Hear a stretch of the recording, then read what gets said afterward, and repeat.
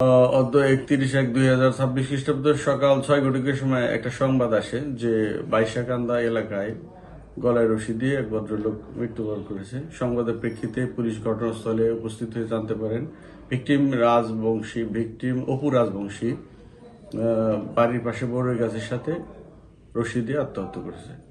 প্রাথমিক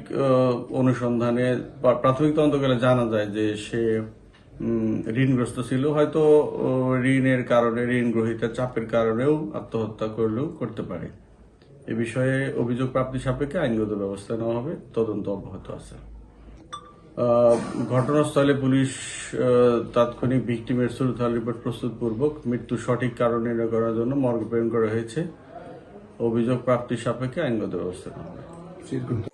আমার মামার কাছে যে কান্টাটির জাহাঙ্গীর সে হলো টাকা চাইছিল, মানে সুদে করে সুদে টাকা আনছে জাহাঙ্গীরের কাছ থেকে মামাই।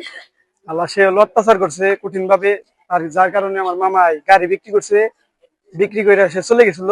পরে কালকে আসছে, কালকে রাত 2টার সময় জাহাঙ্গীরের ফোন দিছিল আমার মামাকে, ফোন দিছিল। আবার কালকে রাত 8টার সময় আমাকে পাড়া গেছিল জাহাঙ্গীরে ফোন দিছে। পরে আমরা হলো আজামের শুন, পরে দেখি মামায় মারা গেছে। মানে জাহাঙ্গীরের সুদের উপর সুদ খাইছে মামার কাছ থেকে, জায়গা জমিন সব লিখে নিয়ে গেছে, আইডি কার্ড নিয়ে গেছে গা। মামার একটা জমি ছিল, জমিও লিখে নিয়ে গেছে গা, জমিও খায় জাহাঙ্গীরে। গত 4 বছর ধরে খাইবে আনছে সে। মানে আমরা এটার ন্যায্য বিচার চাই আপনাদের কাছে, সুস্থ বিচার চাই। এখন এই ব্যাপারটা হইলো জাহাঙ্গীরের সাথে ওর সাথে টাকা পয়সা লেনদেন আসাল। ওকে পুমরা চক একটা জমি আছে, ধানের জমিন। জমিনটাও 2 বছর ধরে সে খাইতে আছে। ওটা কিভাবে কেমনি নিচে যায় না, ওটা খাইতে আছে। আর কিছু বাড়ির কাগজপাতি জমিন বুঝি নিয়ে গেছে, জোরপূর্বক টাকা পয়সা পাইতো, লেনদেন আছে। ওর সাথে আছে, শাহিনের সাথেও আছে আর কি, এরকম জানি আর কি। বাইতে না গাড়ি নিয়ে গেছে গা, ওখান বাইতে কইছে ফাঁস দিন কিছু বিহার না বিহান ওইটা দেখি কি বুঝা দিচ্ছি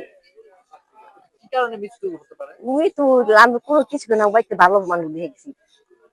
ওই যে 2 জন মানুষের দিকে দিন বলেছে জাহিনী সাহিনী কয় হেঙ্গের জন্য এরকম আমার প্রায় মৃত্যু হয়েছে। তাতে মা বাবারা ভালো আমার জমি বলে খোলার বলে আইডি কার্ড নিয়ে গেছে গা, দলিল বলে নিয়ে গেছে গা, শাহিনী তার আইডি কার্ড নিয়ে গেছে গা, শাহিনী আর জাহাঙ্গীর। আমি বাবা জানি আমি বুঝি না তো কোনো কিছু।